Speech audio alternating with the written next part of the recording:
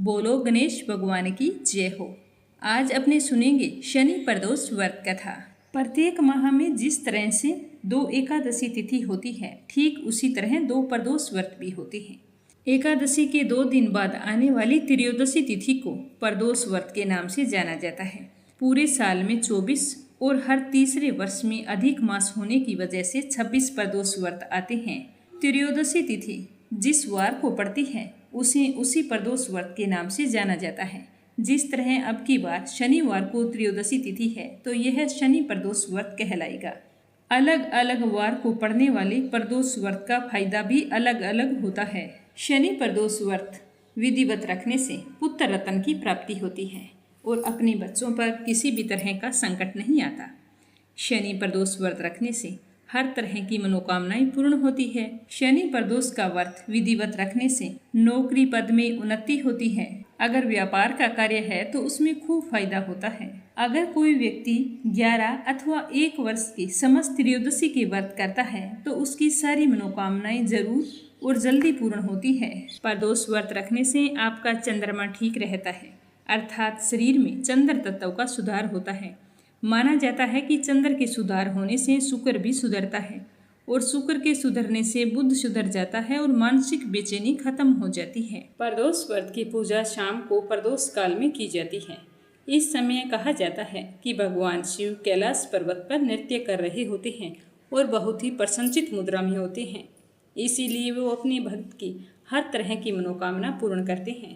तो आइए सुनते हैं शनि प्रदोष व्रत कथा। तो आप सभी से मेरा कहना है कि इस कथा को श्रद्धा भाव से पूरा सुनना, क्योंकि कोई भी व्रत कथा अगर हम सुन रहे हैं उसमें हमारी श्रद्धा नहीं है या बीच में छोड़ देते हैं या बीच में बातें करने लगते हैं तो हमें हमारे व्रत का कोई पुण्य फल नहीं मिलता है, चाहे आपने वह व्रत निर्जल ही क्यों ना रखा हो। व्रत करें तो पूजा पाठ और कथा सुनना बहुत ही जरूरी होता है और भगवान के प्रति व्रत के प्रति पूरी श्रद्धा और आस्था रखकर ही व्रत करना चाहिए। तो आइए अब अपने सुनते हैं शनि प्रदोष व्रत कथा। बोलो शिव गौरी गणेश कार्तिकेय की जय हो। एक कथा के अनुसार एक गरीब ब्राह्मणी थी। वह अपनी दरिद्रता से दुखी होकर सांडिल्य ऋषि के पास जाकर प्रणाम करके बोली कि हे महामुनि, मैं बहुत ही दुखी हूँ, मुझे दुख निवारण का कोई उपाय बताइए। मेरे दोनों पुत्र आपकी शरण में हैं। मेरे ज्येष्ठ पुत्र का नाम धर्म है जो कि राजपुत्र है और छोटे पुत्र का नाम शुचिव्रत है। हम बहुत ही गरीब हैं, आप ही हमारा उद्धार कर सकते हैं। तो उसकी बात सुनकर ऋषि ने कहा, तुम तीनों हर महीने त्रयोदशी को आने वाले प्रदोष व्रत को नियम पूर्वक करो, जिससे तुम्हारा अवश्य उद्धार होगा। तो यह सुनकर वह ब्राह्मणी खुश हुई और अपने घर आ गई। घर आने के बाद कुछ समय बाद प्रदोष व्रत आया। तब तीनों ने व्रत का संकल्प लिया।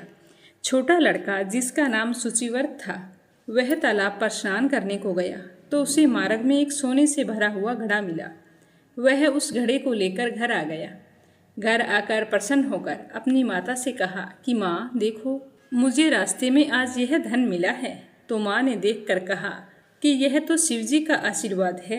यह कहकर उसने अपने बड़े बेटे को आवाज़ लगाई और कहा कि देखो पुत्र, यह धन हमें शिवजी की कृपा से प्राप्त हुआ है, अतः प्रसाद के रूप में तुम दोनों भाई आधा आधा बांट लो। तो माता का वचन सुनकर राजपुत्र ने शिव पार्वती का ध्यान किया और बोला कि हे पूजनीय माता जी, यह धन तो आपके पुत्र का है, मैं इसका अधिकारी नहीं बन सकता हूँ। मुझे शंकर भगवान और माता पार्वती जी जब जो कुछ देंगे वो मैं खुशी खुशी ग्रहण करूँगा। यह कहकर राजपुत्र गौरी शंकर की पूजा में लग गया। एक दिन दोनों भाई प्रदेश का भ्रमण करने के विचार से घर से चल पड़े। चलते चलते दोनों एक वन में पहुँचे। वहाँ उन्होंने अनेक गंधर्व कन्याओं को क्रीड़ा करते हुए देखा। उन्हें देखकर शुचिव्रत ने कहा कि भैया, अब हमें यहाँ से चलना चाहिए, यहाँ रुकना ठीक नहीं है। यह कहकर शुचिव्रत वहाँ से चल पड़ा, परंतु राजपुत्र अकेला ही स्त्रियों के बीच में जा पहुँचा।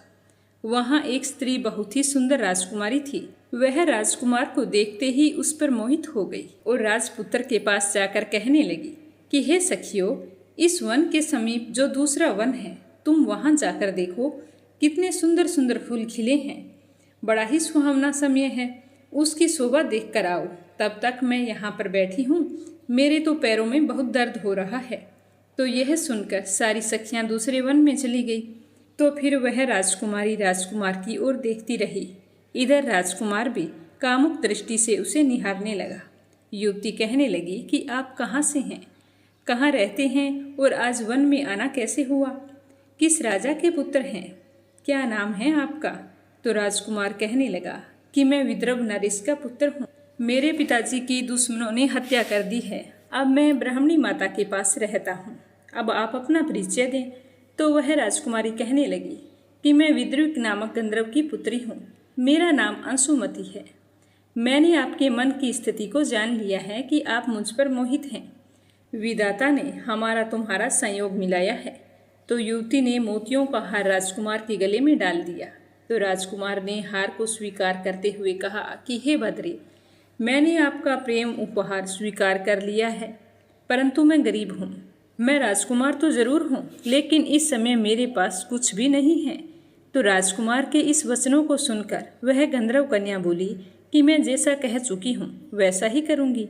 अब आप अपने घर जाएं। इतना कहकर वह गंधर्व कन्या सखियों से जा मिली और अपने घर जाकर राजकुमार ने सूचिव्रत को सारा वृतांत कह सुनाया। जब तीसरा दिन आया तो राजपुत्र सूचिव्रत को लेकर उसी वन में जा पहुंचा और वहीं पर अंशुमति के पिताजी भी अपनी कन्या को लेकर वहां आ गए। उन दोनों की ओर देखकर कहा कि मैं कैलाश पर गया था। वहां शंकर जी ने मुझसे कहा था कि धर्मगुप्त नाम का एक राजपुत्र है जो इस समय राज्य विहीन निर्धन है। वह मेरा परम भक्त है। हे गंधर्वराज, तुम उसकी सहायता करो। मैं महादेव जी की आज्ञा से अपनी कन्या को आपके पास लाया हूँ। आप इसका निर्वाह करें।